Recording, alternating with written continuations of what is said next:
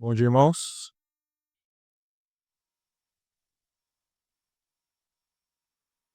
Peço que abram no Evangelho segundo Marcos,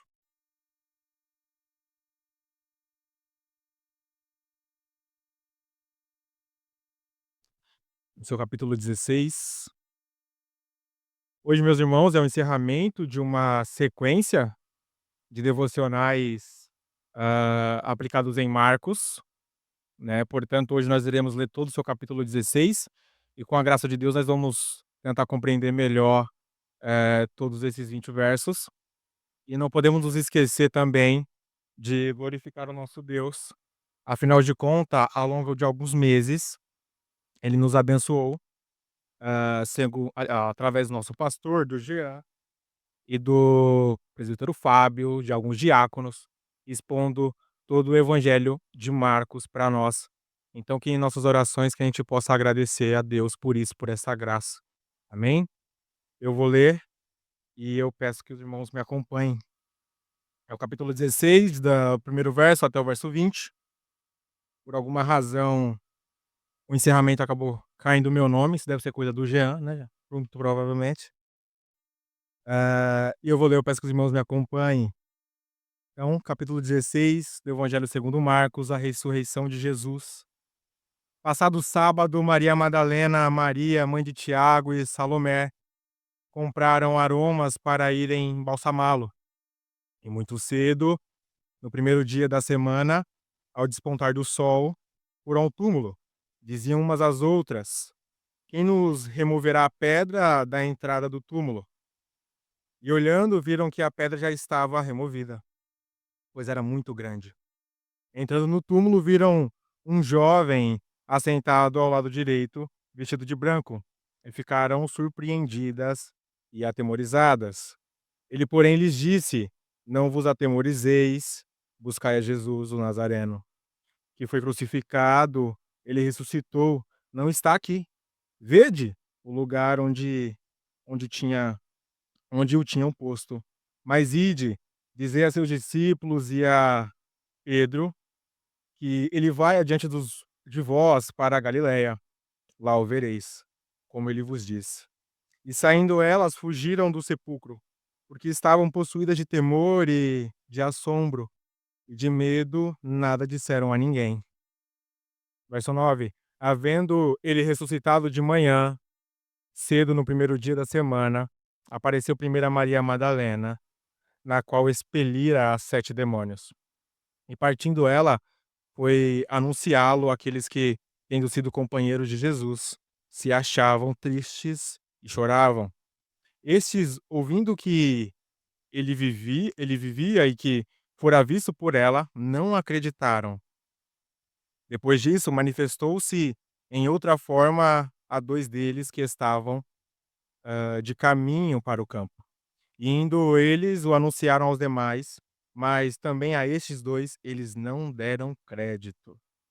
Finalmente apareceu Jesus aos 11, quando estavam à mesa, e censurou-lhes a incredulidade e dureza de coração, porque não deram crédito aos que o tinham visto já ressuscitado. E disse-lhes: ide por todo o mundo e pregai o evangelho a toda criatura.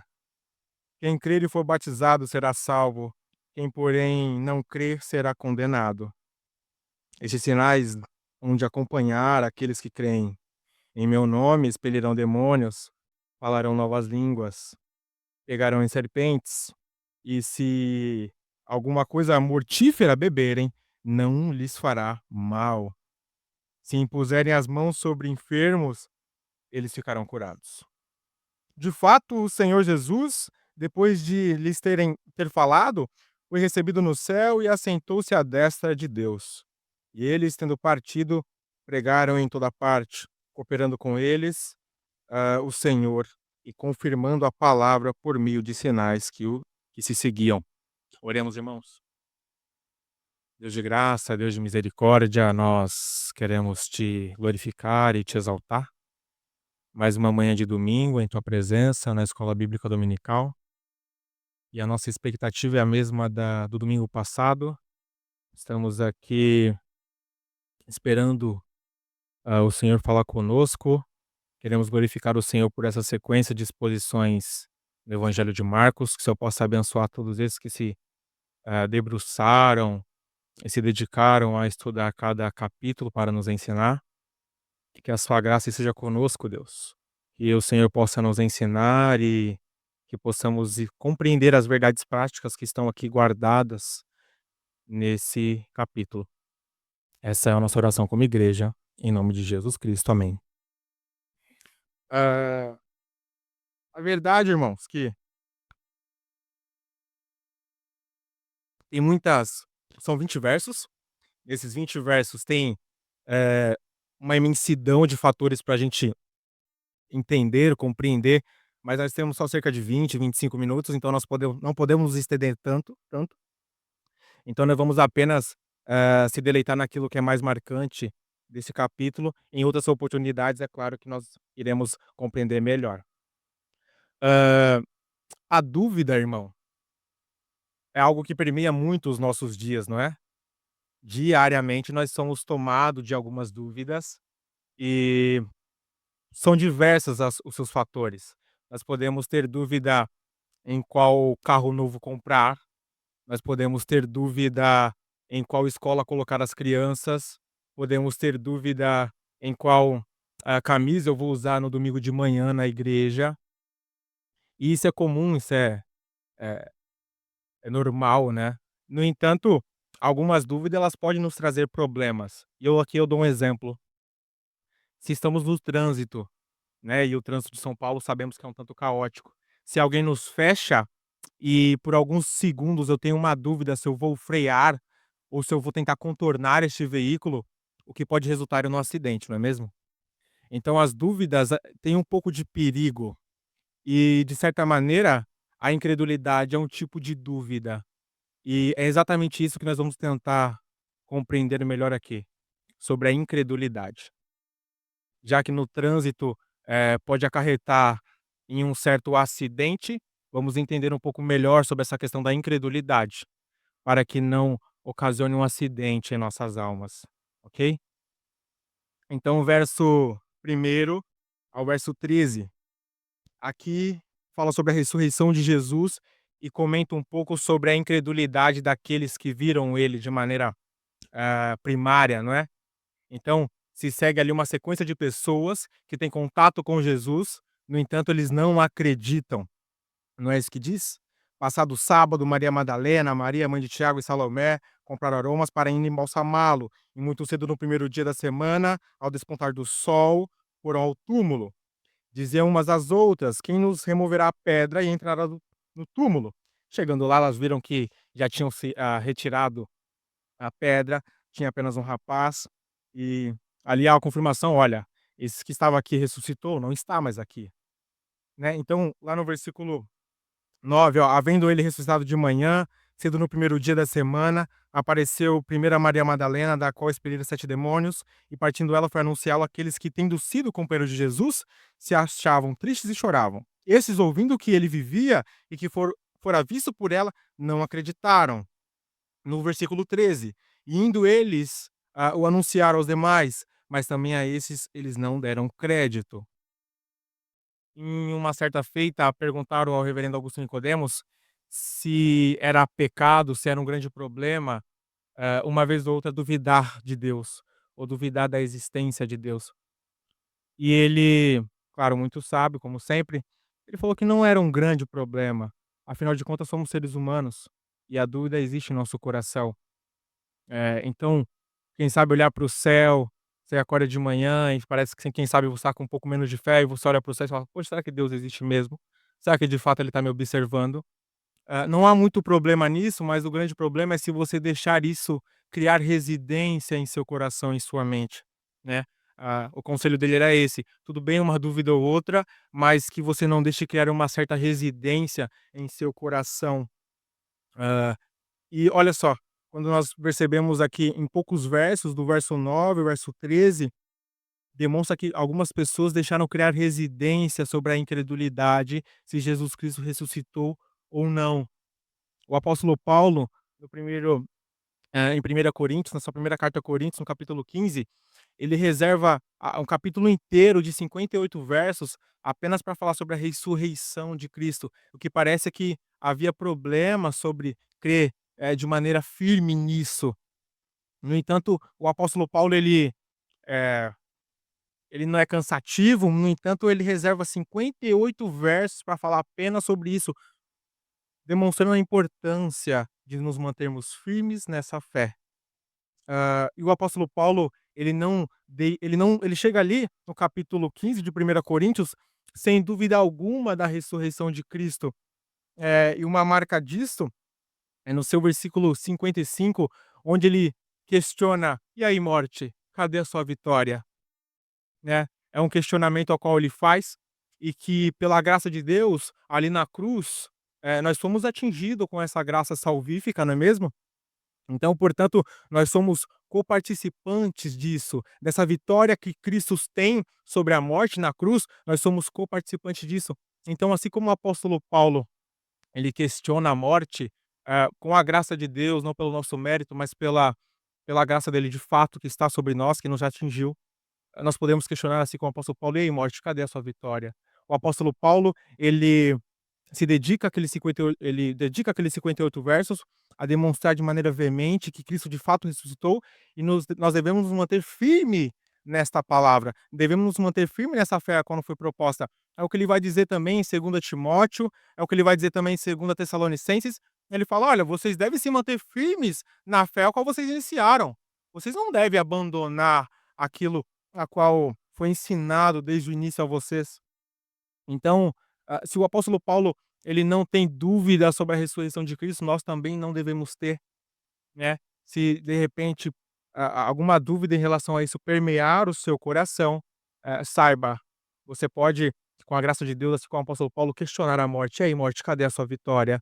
Cristo venceu a morte na cruz, portanto, nós não devemos, ter nenhum tipo de dúvida em relação a isso. É claro que podemos ceder, muitas das vezes, a cultura faz isso conosco, né. Isso pode ser a cultura do seu trabalho, pode ser a cultura do nosso estado, governamental, essa pode ser essa tal de cultura woke aí que não interessa muito para nós, mas o que ocorre é que a gente percebe que muitas igrejas, alguns pastores que outrora tinham um posicionamento mais firme sobre as questões da Bíblia, hoje nem tanto, né, eles acabam cedendo por conta da cultura, mas nós não.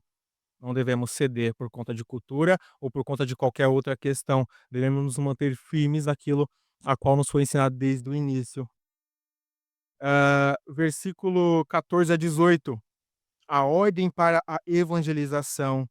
Finalmente apareceu Jesus aos 11 quando estavam à mesa, e censurou-lhes a incredulidade e dureza de coração, porque não deram crédito aos que o tinham visto já ressuscitado. E disse-lhes: "Ide por todo o mundo e pregai o evangelho a toda criatura". O ide, irmãos, mais uma vez aqui falando sobre o ide, isso é algo que de maneira muito pontual a Igreja Presbiteriana Nova Canaã tem falado ao longo de 2 anos talvez, né, pastor? E nós vamos continuar falando, afinal de contas, é o nosso dever, e a Bíblia fala bastante sobre isso, portanto a Igreja Presbiteriana Nova Canaã vai continuar falando, e alguém que visita a nossa igreja uma vez ou outra pode olhar e falar: "Nossa, mas toda vez que eu venho aqui essa igreja só fala sobre, evangelismo". Exatamente, nós iremos continuar falando. Eh, Já tem acho que a segunda ou a terceira revista que o pastor e uma equipe aí desenvolve para nos ensinar na escola bíblica dominical. Uma está acabando, outra já está saindo do forno, não é mesmo? E quando essa nova acabar, não se preocupe, farão outra. E continuaremos falando sobre evangelismo. Em uma determinada aula do seminarista Jean, na UMP, eu não lembro exatamente o exato contexto, mas no encerramento da aula, o Jean falou algumas palavras para nós e pediu que algumas pessoas explicassem essas palavras. E aí perguntou a algumas pessoas até que chegou no diácono Ezequiel, e era algo sobre evangelismo, mensagem, ide, alguma palavra sinônima disso. E eu não sei de onde Ezequiel tirou isso, mas eu achei genial, eu tive que escrever no bloco de notas, que quando ele foi perguntado sobre isso, ele simplesmente, enquanto outros tiveram respostas mais longas, o Ezequiel olhou e falou assim: "Sempre uma muda no bolso, sempre uma muda no bolso. Ide, pregação do evangelho, evangelismo, sempre uma muda no bolso". Ora, alguém que sai com uma muda de planta no bolso, é na expectativa de comprar qualquer mato, qualquer grama e plantar, não é isso? O evangelho é isso. Ide, sempre uma muda no bolso. Eu estou sempre preparado, é no meu trabalho, é na escola, é no ônibus. Ide, sempre uma muda no bolso. A ascensão de Jesus, versículo 19. De fato, o Senhor Jesus, depois de lhes ter falado, foi recebido no céu e sentou-se à destra de Deus. E eles, tendo partido, pregaram em toda parte, cooperando com eles o Senhor e confirmando a palavra por meio de sinais que se seguiam. Então, olha, irmãos, até aqui nós fomos advertidos, até o seu versículo primeiro até o versículo 13, a nos mantermos firmes nessa fé, em relação à ressurreição de Cristo. Nós fomos também estimulados a permanecermos em nosso papel de cristão, que é o ide, e agora nós seremos um tanto consolados, pois no verso 19 e 20 nós somos lembrados aonde Cristo está. Eu vou ler mais uma vez. De fato, o Senhor Jesus, depois de lhes ter falado, foi recebido no céu e sentou-se à destra de Deus. E eles, tendo partido, pregaram em toda parte, cooperando com eles o Senhor e confirmando a palavra por meio de sinais que se seguiam. Hã, olha, se então somos advertidos a permanecermos na nossa fé, Cristo de fato ressuscitou. Se somos estimulados então a permanecer no trabalho cristão e ao ide, nós também não podemos ter dúvida da onde Cristo está. Cristo está à destra de Deus Pai. Jesus Cristo, ele é crucificado, ele é morto, ele é sepultado, ao terceiro dia ele ressuscita, e não para nossa surpresa, pois nós já sabíamos disso de certa maneira, a palavra de Deus já vinha desde o Antigo Testamento, nos anunciando isso, mas ele é assunto aos céus, ele está à destra de Deus Pai. Ora, existe consolo maior do que esse? Existe algo que conduz o nosso coração ou afague o nosso coração, do que saber onde Cristo está? De ter a plena certeza e convicção que ele se encontra à destra de Deus Pai? Eu acho que não. Podemos nos encontrarmos tristes, solitários, e quem sabe com alguma ansiedade, isso, claro, vai encontrar um certo início em pecado, mas a grande verdade, meus irmãos, a grande questão é que, imagine, não tem nenhuma outra questão que chegue a nós, né, como o anúncio de que Cristo está à destra de Deus Pai, que nos console mais. Não há nenhuma outra questão que nos console mais do que isso, né. Então, somos, estimulados a permanecer no ide, somos advertidos a permanecermos nessa fé a qual não foi proposta desde o início. E, ora, olha, vocês querem uma aplicação prática em relação a tudo isso? Não deixe que o seu irmão que está ao seu lado esqueça desses pontos. Não deixe que o irmão que senta ao seu lado, embora ele possa estar triste, e quando o irmão nosso está um tanto triste ou abatido, o nosso dever é chegar próximo a ele, e de fato tentá-lo ajudar de maneira profunda. Mas você tem dúvida do que dizer a ele? Você tem dúvida do como consolá-lo? Lembre a ele, se mantenha firme na fé a qual nos foi proposta desde o início. Não pare de cumprir o ID e tenha a plena convicção da onde Cristo está. Ele está sentado à destra de Deus. Não há consolo maior do que esse, da plena certeza e convicção de que Cristo nos salvou, nos ensinou o nosso papel, que é cumprir o ID, e então ele está agora à destra de Deus Pai. O apóstolo Paulo, ele reservou 58 versículos apenas para falar sobre isso, sobre a ressurreição de Cristo. Então é claro que 20 ou 25 minutos é pouco tempo para nós entendermos melhor isso, não é mesmo? É pouco tempo para nós nos dedicarmos a 20 versículos e entender de maneira, macro ou totalitária, né, o que a palavra de Deus nos ensina aqui, mas ressaltando esses 3 pontos, irmãos, em relação, olha, devemos nos manter aquilo no que nos foi proposto desde o início, que é a fé em Jesus Cristo, na ressurreição dele, o ide e a certeza da onde Cristo está. E o apóstolo Paulo, quando ele vai encerrar esse capítulo 15 de 1 Coríntios, ele diz algo marcante que parece que reúne todas essas coisas, né, a qual nós acabamos de entender. E se o apóstolo Paulo, que é o apóstolo Paulo, encerra deste modo, quem seria, né? Quem sou eu, né, num singelo devocional aqui, para tentar encerrar de outro modo. Então, portanto, eu repito o que o apóstolo Paulo disse em seu versículo 58, e ele vai dizer assim: "Portanto, amados irmãos, mantenham-se firmes e inabaláveis e sempre abundantes na obra do Senhor, sabendo que o vosso trabalho no Senhor não é vão." E eu repito: portanto, amados irmãos, mantenham-se firmes e inabaláveis, e sempre abundantes na obra do Senhor, porque no Senhor o vosso trabalho não é vão. Não é vão, meus irmãos, que nos mantenhamos firmes naquilo que nos foi ensinado desde o início. Cristo de fato morreu na cruz, ressuscitou ao terceiro dia. Não é vão, irmãos, que mantenhamos firmes nisso. Não é vão, meus irmãos, que, embora um tanto cansativo ou repetitivo, a Igreja Presbiteriana Nova Canaã, você pode achar isso. Não é vão, irmãos, que nos mantenhamos firmes na pregação do Evangelho. E não é vão, meus irmãos, que a gente tenha a plena convicção, a plena certeza da onde Cristo está e que nos mantenhamos firmes na esperança de que breve ele vem. Não é vão, meus irmãos, que a gente possa se manter firme, inabaláveis e sempre abundantes na obra do Senhor. Afinal de contas, não tem recompensa maior a não ser servir a Jesus Cristo, a Deus, e então nos encontrarmos com Ele no céu. Amém? Que Deus nos abençoe.